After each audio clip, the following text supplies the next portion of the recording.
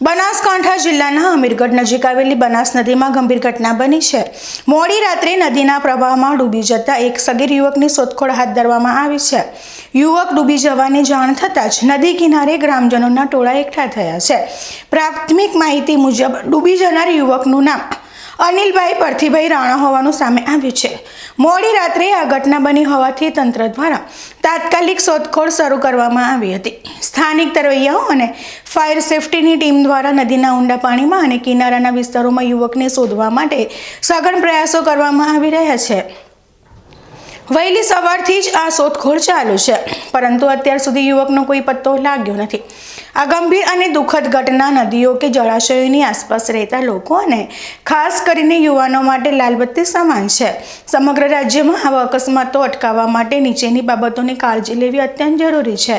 ચોમાસા બાદ કે ગમે ત્યારે નદીઓના પાણીનો પ્રવાહ અચાનક વધી શકે છે।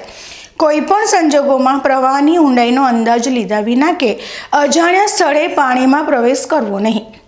માતા પિતા અને વાલીઓએ સગીર વયના બાળકોને નદી, તળાવ કે ડેમ જેવા સ્થળોએ એકલા જવા દેવા નહીં। જો જવું અનિવાર્ય હોય તો પુખ્ત વયના વ્યક્તિની હાજરી ફરજિયાત છે। નદી કિનારે કે જોખમી સ્થળો પર સેલ્ફી કે ફોટોગ્રાફીના ચક્કરમાં પોતાનો જીવ જોખમમાં મૂકવો નહીં। જો તમે તરવાનું જાણતા ન હોવ તો ઊંડા પાણીમાં બિલકુલ ન જાઓ। જો જાણતા હોવ તો પણ સાવચેતી રાખવી જરૂરી છે। અમીરગઢની આ ઘટના એ દર્શાવે છે કે ક્ષણની બેદરકારી મોટું નુકસાન પહોંચાડી શકે છે। તંત્ર દ્વારા યુવકની શોધખોળ ચાલુ છે, પરંતુ તમામ નાગરિકોને વિનંતી છે કે તેઓ નદી કિનારે અત્યંત સાવચેતી રાખે અને આવી દુર્ઘટનાઓને ટાળવા માટે જાગૃત બને।